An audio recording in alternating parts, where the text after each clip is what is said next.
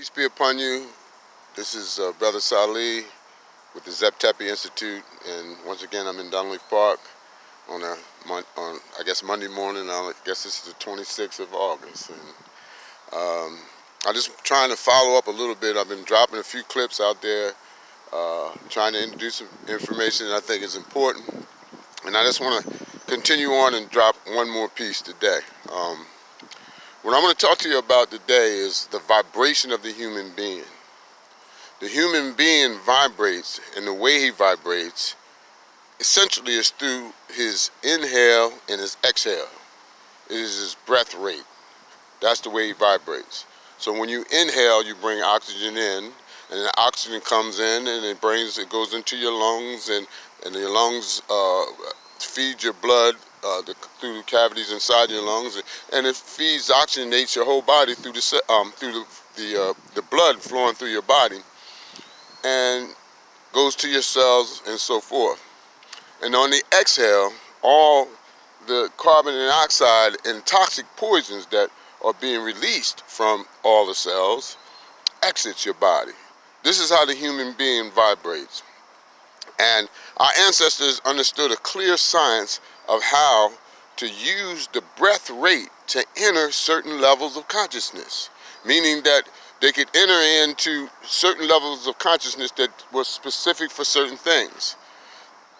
For example, there's something called mediumistic trance. That is the state of trance that you can go into to accelerate learning, to be able to understand and look back at your life and see what trauma has caused you to develop certain patterns of reacting and thinking, emotional patterns.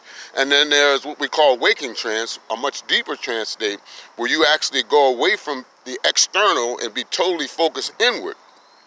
And there, you can do some much more important things. All right, so we're going to start off today by just a little teeny piece of showing you what we're talking about when we're talking about how to use the breath. Now, there's a bunch of different techniques, but what I'm going to introduce today is something called diaphragmatic breathing.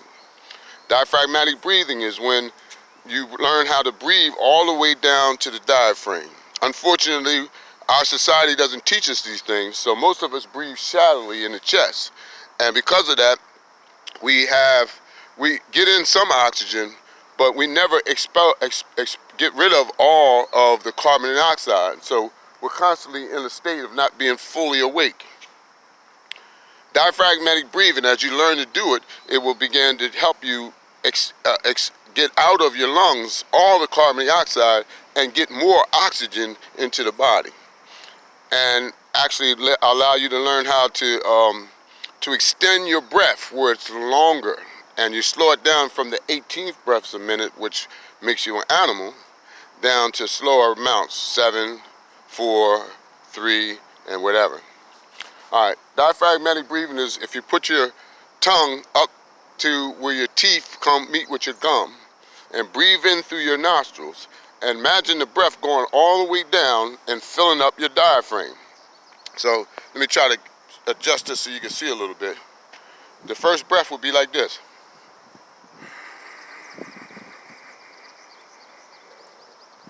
Now, once you take the breath in, you keep the tension on your diaphragm and you allow it to come out slowly. And this extends the exhale. And like I said, relieves you of all the carbon dioxide. So let me try that for you.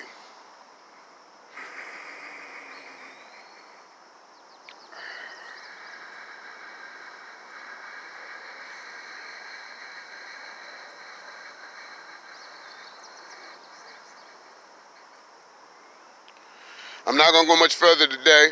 I'm going to encourage you to just try doing some inhales and exhales a couple times and just feel the peace overcome you and the calmness overcome you, the sense of well-being overcome you.